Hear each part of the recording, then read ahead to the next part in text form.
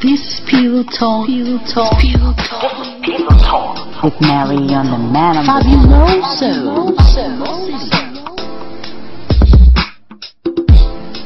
True stories.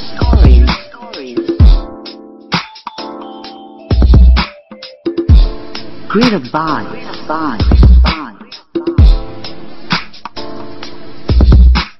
Interesting. Educated.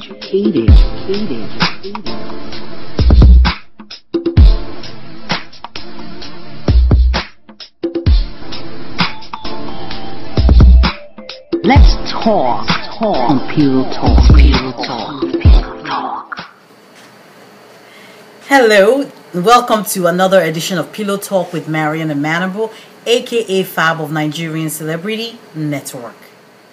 Pillow Talk comes to you based on my personal experiences and from talking to people all over the world and getting their take or their insight into things happening around us. I'd like to talk about social issues and it's totally, absolutely unrehearsed.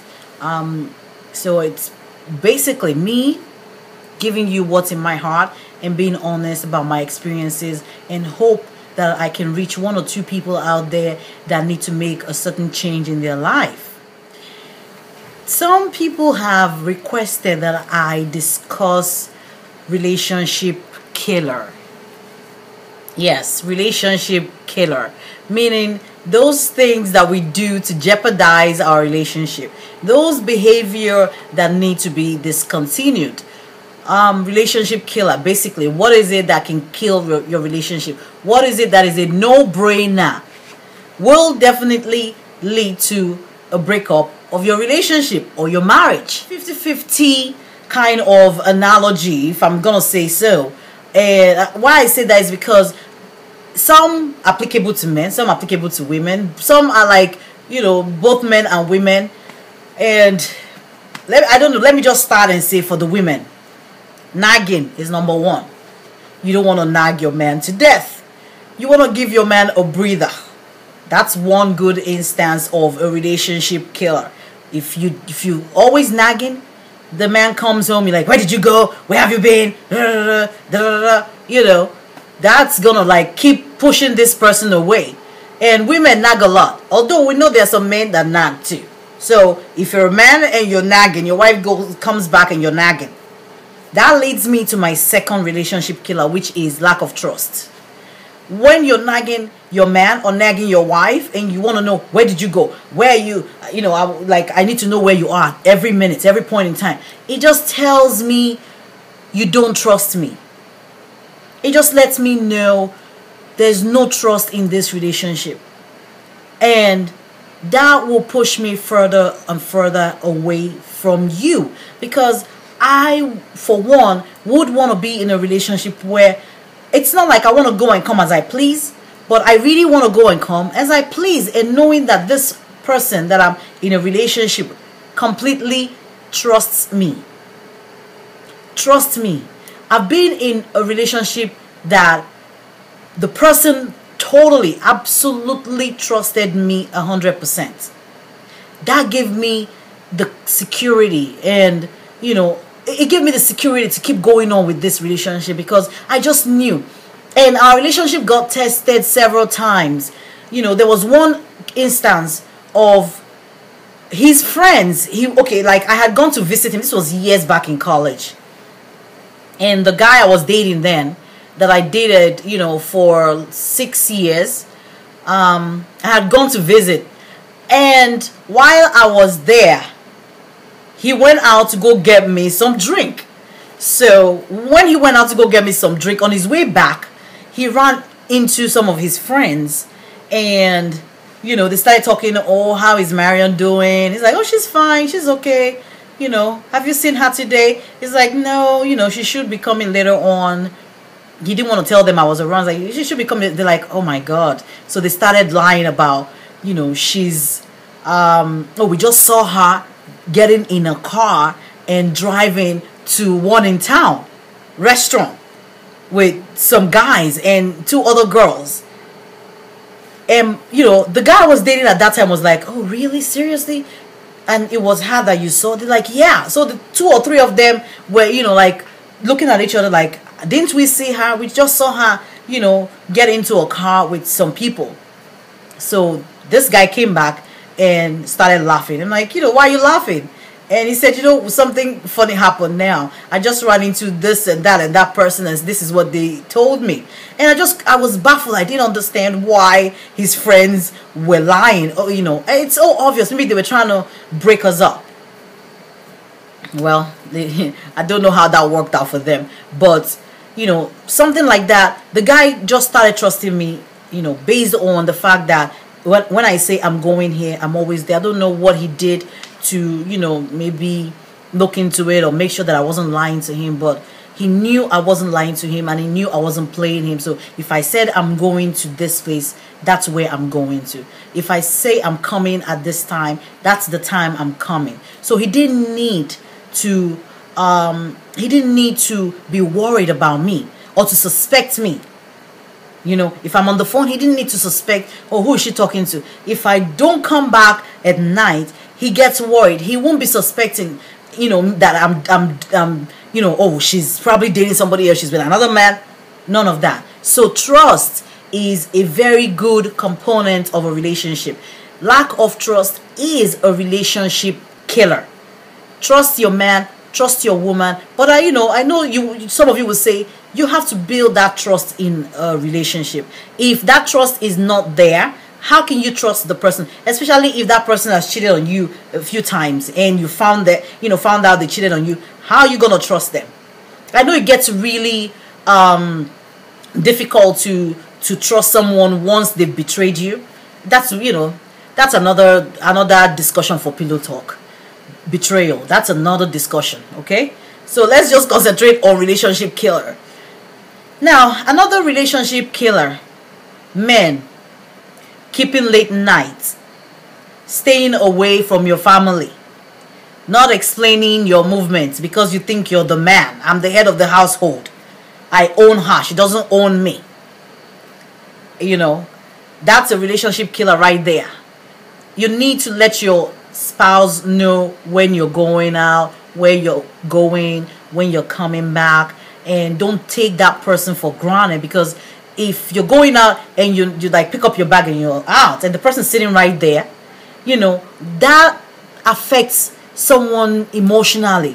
Like, I don't want to sit down, like I'm not a piece of furniture. You're working out and you're not telling me where you're going. You're walking out, you just left. Maybe you're going to drink with your friends or whatever, but you're not telling me what you're doing. That would hurt me. That's a no, and that's a relationship killer, in my opinion. Now, the biggest relationship killer, if you ask me, and that's my opinion, is cheating. It's applicable to men, it's applicable to women. And cheating would definitely destroy your relationship. It would definitely destroy your marriage, because cheating has a little component of trust and betrayal. If I catch you cheating on me, I don't know if I will ever trust you again. Even if I forgive you the first time and I forgive you the second time, how many times am I going to forgive you? Like, that first time that you catch someone cheating on you, it does something to your body. It makes it really difficult to trust that person, and whatever love you have for that person just seems like it just flew right out of the window. And it's like from 100, if you had like 100% love, it just fell right down and crashed into a 0, or should I say a minus 50. So it's a negative. You know, cheating, especially multiple cheating on your spouse, that would definitely do that relationship in. Even if there's forgiveness, moving past that is usually very, very difficult. Another relationship killer would be maybe, let me say, drinking and smoking and all those habits that your partner does not, does not appreciate or does not want you to do, they can ruin your relationship. If your partner hates smoking, you don't want to smoke around them. You don't even want them to smell this thing on you. If your partner hates drinking, you don't want to drink and come home drunk and be smelling of alcohol. That's a complete total turn off, and will kill your marriage, will kill your relationship, because whatever love this person has for you will just keep diminishing, like little by little by little by little. It just keeps diminishing. You don't want it to get to that point. So if you know that you have some habits that your spouse obviously has told you they don't like, or they don't like it, try to stay away from that. Try to stay away. Even if your partner does not like drinking, and you drink, make sure you drink when she's on a vacation or whatever, on a trip, and there's no way for her to smell it on you, and vice versa for the women. If you smoke and your partner hates the smell, don't do it at all when he's there. Don't do it when you're going to be anywhere close to that person, and so you don't turn them off. And by turning them off, the love just keeps going down, like I said. So that is definitely a relationship killer, and you want to watch out for that. Lying, liars, lying and liars, that will kill your relationship. If you're a liar, a pathological liar, like everything, you just have to lie. I've had a relationship with someone before that lied way too many times, and I kept like, without me going the extra mile to find out, I always found out. I'll give you one example. There was this guy that I was dating long distance, and we were supposed to do something together, and he was supposed to do some part of that thing for both of us, and I was gonna do the most of it anyway, but he was supposed to do some part of it. And when it was time for him to do his own part of it, he couldn't deliver. He couldn't do it. And maybe he didn't know how to tell me he couldn't do it. I don't know. But he called me up, and instead of telling me, let's postpone this, or let's do this, the next thing he told me was, oh gosh, his father just had a stroke or something, and that the father is in the hospital with, like in a coma. And I freaked out. I was like, what? I'm scared. And I'm like, oh my God, what are we going to do? Oh my God, is he okay? He's like, I don't know. I just have to call, and find out how they're doing now. Oh, I'll call you right back. And I freaked out. Genuinely got worried. And I'm sitting there pacing, like thinking, I'm like, oh my God, really, really traumatized by this news. And one amazing thing happened. It wasn't even 20 minutes after talking to this guy, his younger sister hardly calls me. Never calls me, really. I can count the number of times she's called me. My phone rang, and it was the younger sister on the other line. And immediately I saw her number, I just said, oh my God, like, I hope the father has not died. I hope nothing happened. Oh my God. I'm freaking out. I'm like, oh my God, should I answer? Should I not answer? And then I picked up this phone, and I'm waiting for her to give me the bad news and say, oh my God, that my father or something. And then she's like, oh, I just want to check on you, and just, there's something going on. I just wanted to see if you were interested in coming, so I can send you an invitation. And I'm like, okay, all right. Then I go, how is your dad? I hope he's doing okay. She's like, oh, he's fine. He's doing fine. I'm like, are you sure? When did you speak to him last? And she said, oh, I just got off the phone with my mom. My dad is okay. He was there. I'm like, I know your dad is diabetic. Did he suffer some kind of stroke or coma? She's like, no, what are you talking about?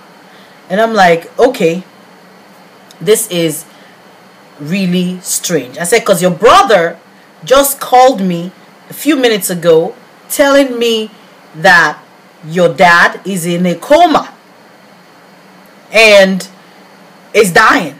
Like he can't even move. And this girl freaked out. She's like, what? That's not true, because I just got off the phone before calling you. And she knew that wasn't true. And you know what? That just broke me down.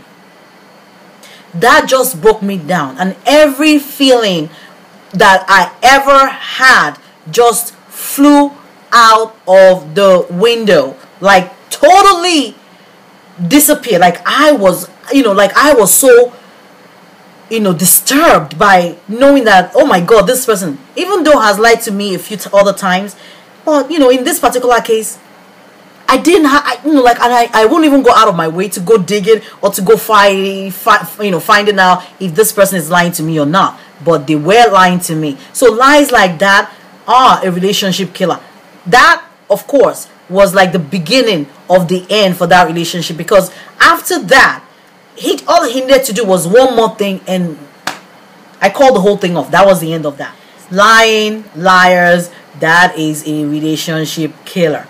And so many other things that I will be addressing on other episode of Pillow Talk. And I want to say thank you for listening, for being a part of my day. My name again is Marion Amanambu of Nigerian Celebrity Network, and you can call me FAB. Thank you for being a part of my day. I'll see you or talk to you soon. Thank you. Bye. This is Pillow Talk. It's Pillow Talk. This is Pillow Talk with Marion Amanambu. But you can call me FAB. Fabuloso. Fabulosity. True stories, great advice, interesting, educative, enlightening. Let's talk on Pillow Talk. It's Pillow Talk.